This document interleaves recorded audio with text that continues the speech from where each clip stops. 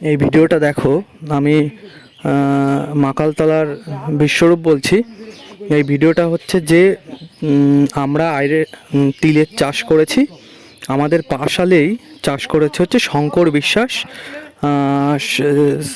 আইরেটের চাষ করেছে। এবার যখন আইরেটের চাষ করে তখন বাবা মা গিয়ে বলে এসেছিল, দুবার গিয়ে বলে এসেছে যে তুমি আইরেটের চাষ করছো জমিতে, জলের তো আইরেটের জমিতে সবসময় জল থাকে, তো আমরা তিলের চাষ করছি, তুমি ভালো করে আলে কোলাজ দাও মাটি দিয়ে, অর্থাৎ এই তোমার জমির জল যাতে আমাদের তিলের জমিতে না আসে। কিন্তু শঙ্করকে বারবার যখন বলেছে তখন কিছুদিন পরে পেপার দিয়েছে, কিন্তু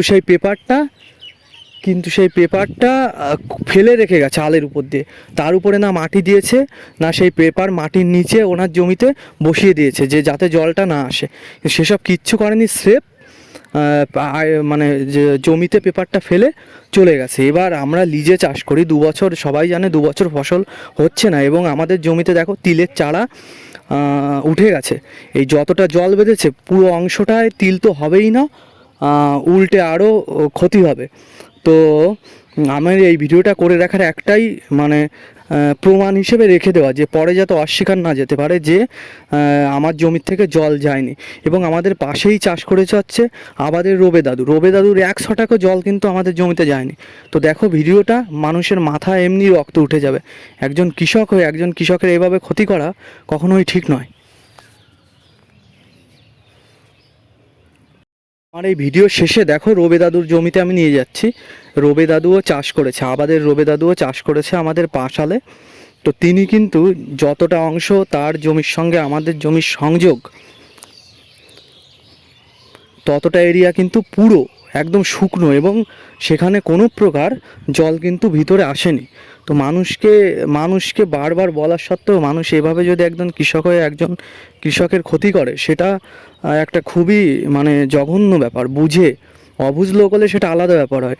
পুরো যে অংশটায় আমাদের জল বেঁধেছে চারা হয়ে গেছে, পুরো চারা হয়ে গেছে, ওই চারা তো হবেই না, এবং আমরা বুনতেও আর পারবো না, গাড়ি তো ঢুকবেও না। না বুনলে তিল হচ্ছে চাষ করে বুনতে হয় মাটির নিচে যদি তিল।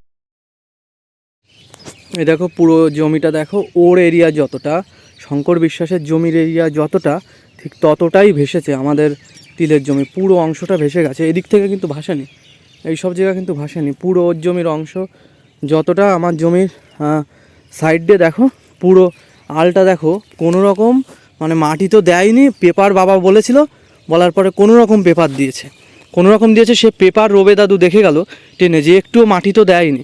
আর আমি রবে দাদুর জমির পাশে নিয়ে যাচ্ছি, দেখো সে কিন্তু পেপার কিচ্ছু দেয়নি, তবুও তার জমির থেকে 100 টাকাও কিন্তু জল আমাদের জমিতে আসেনি। দেখো কি অবস্থা করেছে, পুরো তিলের জমি জলে জলাকার হয়ে গেছে। আমি পুরো পাড়িয়েছি এখান দিয়ে, তো পাড়ালে কি মানায়? অত সহজে প্রথম থেকে যদি জমিতে কোলাজ না দেয় মাটি দিয়ে।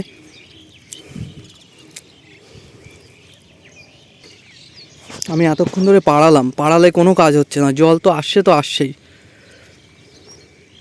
তো ওর এরিয়া যেখান দিয়ে পুরো সব জায়গা দিয়ে পুরো আলের সাইডে জল চোয়াচ্ছে। দেখো এই যে পাশেই রবে আমাদের রবে দাদু চাষ করেছে, দেখো পুরো কিচ্ছু দেয়নি, পেপার কিচ্ছু দেয়নি। দেখে 100 টাকা জল নেই, পুরো শুকনো।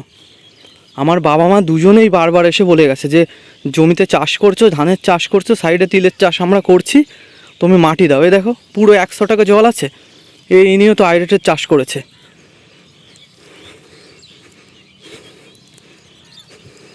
দেখেছো পুরো 100 টাকা জল নেই।